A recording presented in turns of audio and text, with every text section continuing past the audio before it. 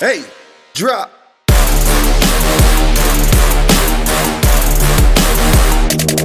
What's good, YouTube family? Back with another episode of ESOP. It's episode 4. If you didn't check out our OTS episode, we went to go see the Liberty. Really sad that my ladies lost, but we still got one. We got one last year. I'm pretty sure we'll be back next year. And straight like that, ain't gonna do too much talking since we're on the topic of Liberty. Let's just jump straight into how we feeling about I don't know if you want to call it a fire or, but I call it the let go. You know what I mean? I don't know. How you feeling about it?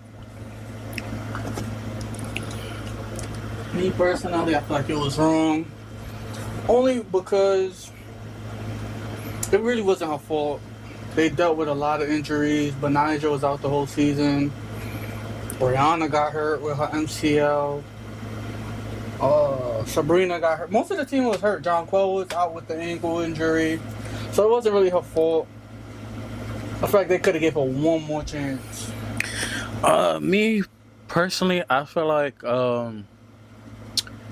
she definitely a good coach, but I feel like she kind of got that Tom Thibodeau bug at the end, where she just ain't rotate how she could have. Because I'm not saying that she ain't, she had to work with what she had, but I definitely feel like at one point in the playoffs, you had the people on the bench that wanted it a lot more. Like you had Burke coming off the bench doing what she was doing. The one with the curly hair, I forgot her name. The small one? No, the other one, the small short one that she a guard. I forgot her name. But remember she had on the yellow shoes when we went to the playoffs. I forgot her name though. But got her. She was definitely out there hustling, bustling.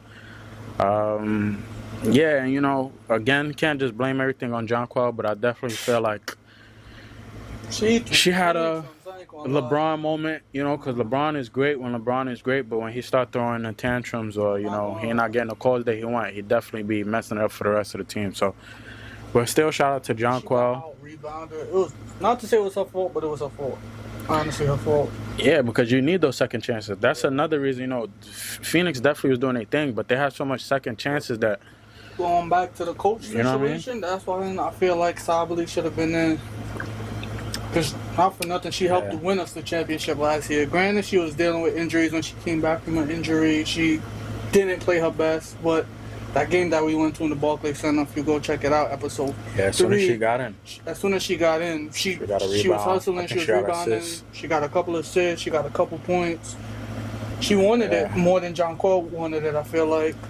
Yeah, I definitely feel like, not even that you want to humble your star players, but I feel like sometimes you got to let them know, like, it's really next person up. Like, if you're not going to come in and do what you're supposed to be doing, or, everybody have an off night. If it's just not your night, not even that you're not coming in and doing what you're supposed to be doing, if it's just not your night, then, you know what I mean?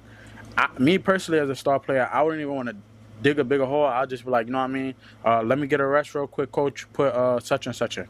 Because if that's the better look for us tonight, that's just a better look for us tonight. So in that deciding game, what was that, game 3? Mm-hmm. That deciding game 3, Brianna was the only one that scored in the fourth.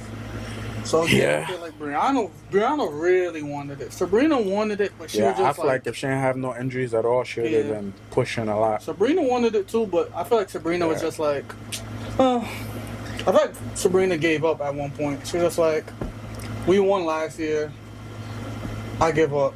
But Brianna, I feel like Brianna really wanted it. She had that sprained MCL in game 1. She still played in game 2, did her thing. In game 3, I feel like she was the only one that wanted it. She scored every single point in the fourth. Nobody else scored. But yeah, that's pretty much it for WNBA. Definitely still tuning in. It's actually a really good playoffs right now. I feel like I can't even say that the ladies is getting better. I feel like they've been good, but I feel like with the spotlight on them, it's just making everything a little bit more. Not gonna lie, I thought Minnesota a lot of was great gonna shooters. Smoke the Suns. The Suns, but that's what I'm saying about winning it. I don't even think the Sun got a better team than the Liberty or Minnesota, but the Suns really won it right now. So they diving on the floor. Suns versus Vegas. I hope not, because they're going to unlock a whole different beast. And my boy, well, not my boy, but my girl Asia Wilson. I feel like she's gonna be on. First female to get 4 MVPs, and I feel like she's gonna win Finals She might as well MVP. get Finals MVP Yep. on top of it. So definitely They won looking forward the to year that. before last. They lost last year. They're coming back for their championship. And They depending win on how again. everything goes, I don't know. When is the finals for the women? It's pretty soon. Just next round, basically. So Oh, I don't After know. this. I don't know if we'll be able to make it there, but definitely plotting on our next out the studio episode as we speak. So look forward to that. Take a trip to Vegas, or we could take a trip to Phoenix. I don't think we're going to Minnesota. I kind of want to go to Phoenix, though. I ain't gonna lie. We're Arizona, going to I heard it's Minnesota. cool. I ain't gonna lie. But that's pretty much it for the WNBA. As far as the NFL, I do want to say Minnesota. I know they started the season with their quarterback. I forgot his name already. You know, no disrespect. But it's looking like this should be a team for Carson Wentz because I honestly couldn't tell that he was the replacement the last week that they just played. Carson Wentz was moving down the field quick as hell.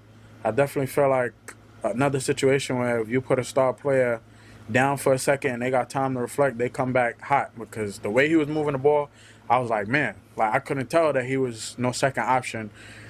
The offense was flowing and moving smooth as hell, and then I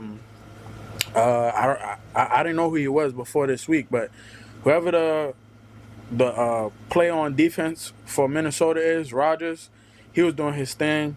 He had the interception, took it for the pick 6, and then the forced fumble he had is those kind of fumbles that you try to get when you're a kid, where you snatch it out somebody's arm. He got one of those and pick 6 stick.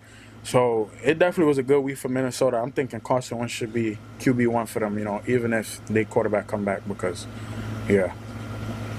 Speaking of QB1, I want to talk about Russell Wilson getting benched. Yeah, I don't know how to feel about it, but I kind of know how I feel about it, you know. And I feel like it's not a bad thing, but it's kind of what happened to him in Pittsburgh. And then Justin Fields was doing his thing, and then they kind of like snatched Justin Fields back out. And I hope they don't do that. If Jackson Dart start and he flowing, I ain't saying have Russell be no second option, but definitely give Jackson Dart some playing time because they kind of just set Justin Fields after that, and it ain't make sense. I feel like, based on how this week go, I feel like Jackson Dart might prove to everybody, and he might honestly win Rookie of the Year. If he could bring the Giants to win at least the next couple games, even if not Rookie of the Year, I feel like he's going to show everybody why he should have been starting over Russ. I mean, I'm not mad at that take. You think Russ is done? Nah, I'm Going to not QB2, done. You think he's going to stay with the Giants next season? You think he's going to go to another team? You think he's going to retire? Honestly, I feel like his past couple seasons wasn't his best. I feel like in order for him to he got to be a little bit more mobile again. Like granted, he got a cannon, but if he just moved around a little bit more, I feel like, you know what I mean. I think his thing is he feel like he don't have to because they got a good running game. So I feel like that's what he depends on. Why should I run? Why should I risk injury if we got a good running game? But I also feel like if Jackson Dart start and he getting hit a lot, it come to a point where you got to be like, all right, it's not the QBs. We got to go out there and get us a better O-line, and that's just the end or be-all. Malik Neighbors, he definitely got the right attitude in a way. He definitely have his little moments where he cocky, which I can't really blame him. But I do feel like when they get him the ball, he do actually perform, so can't really be too mad at that.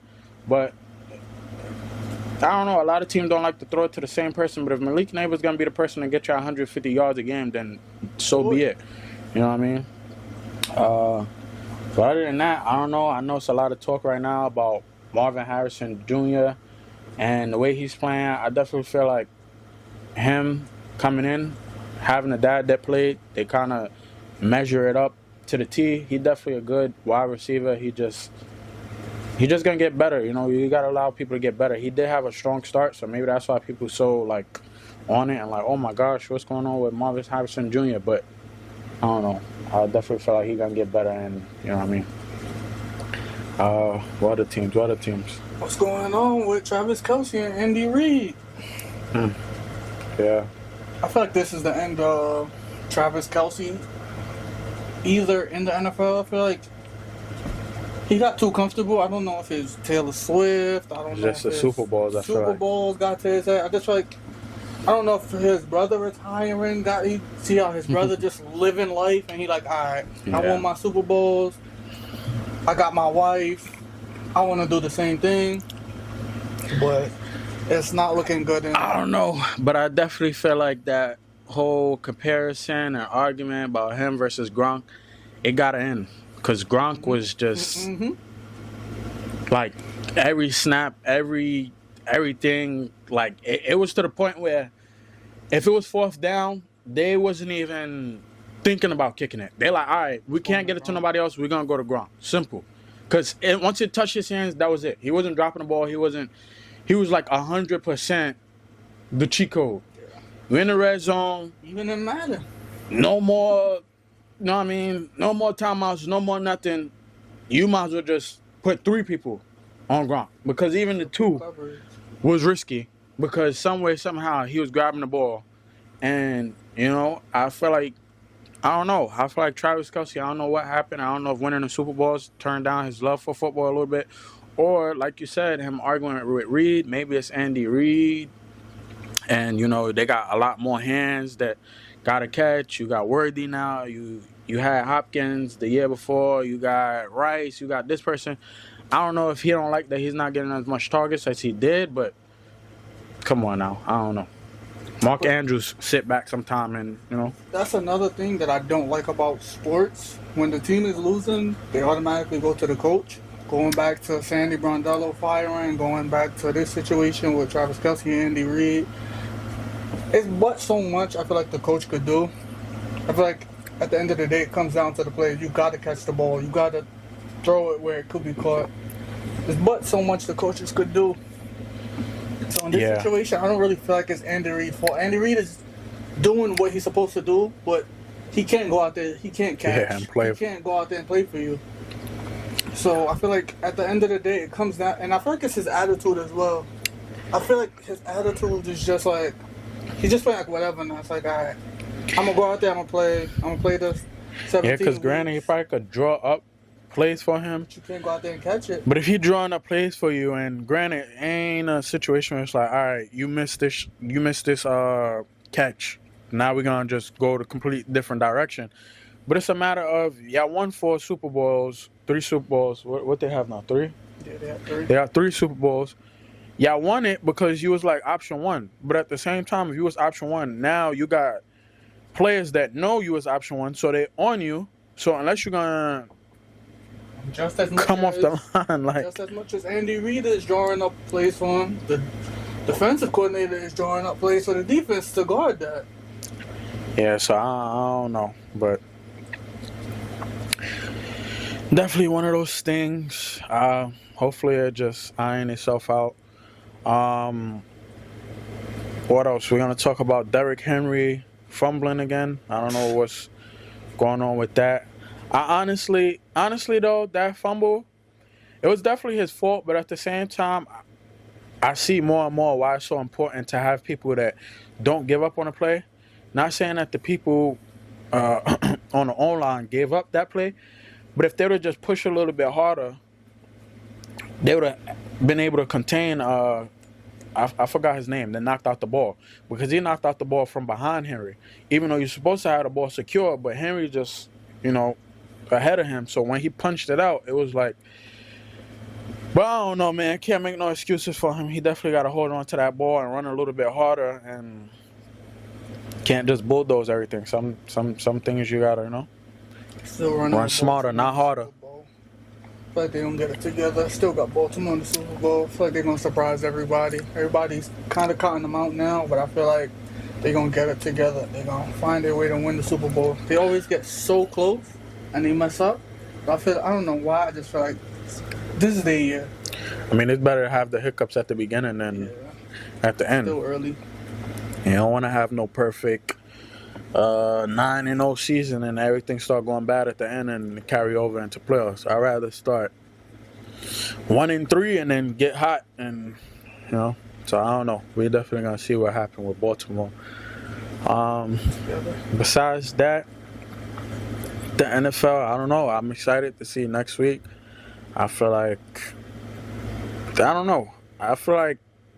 NFL and just sports in general right now, they gotta just really be on that next man up thing. If one player ain't doing their job or they ain't playing like they want it, put the next person in. Y'all got roster spots and all these backups for a reason.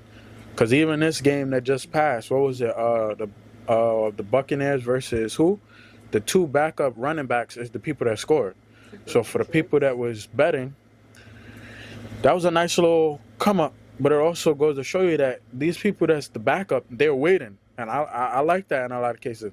Don't just be no backup and just like, all right, I'm on the team. No, a lot of these backups is waiting to get in to show, like, you know what I mean? Because backup at one team is a starter on another team. So definitely that. As far as my boy Shador didn't want to go to Baltimore.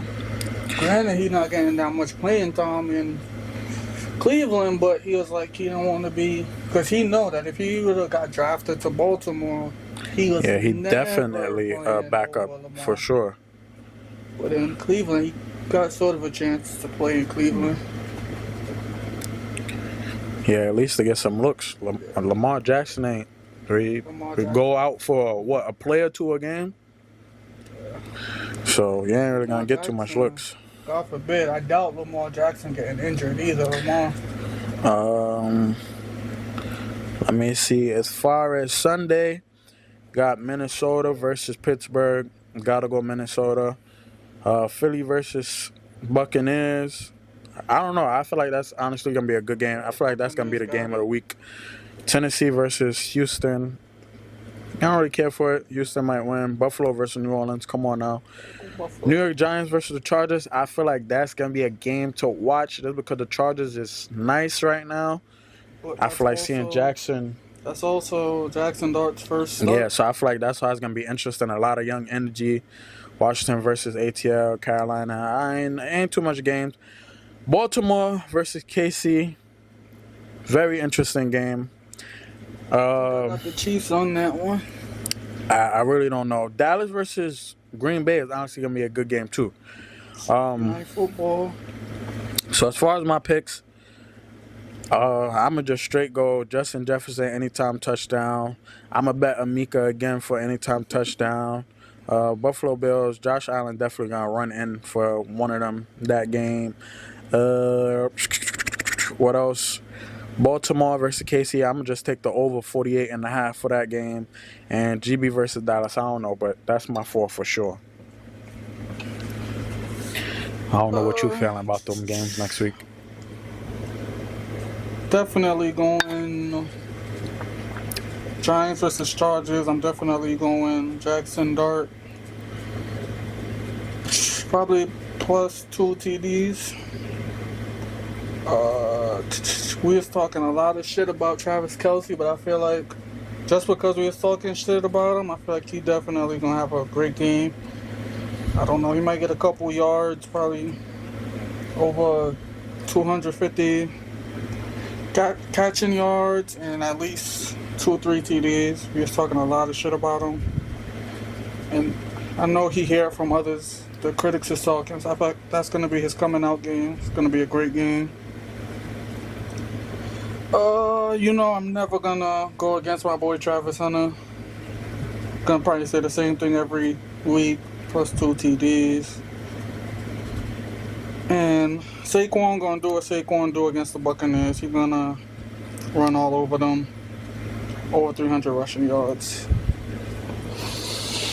Yeah, so I don't know. That's the weekly picks. That's how we feeling about everything. In the comments below, you can put your thoughts and your concerns and whatever.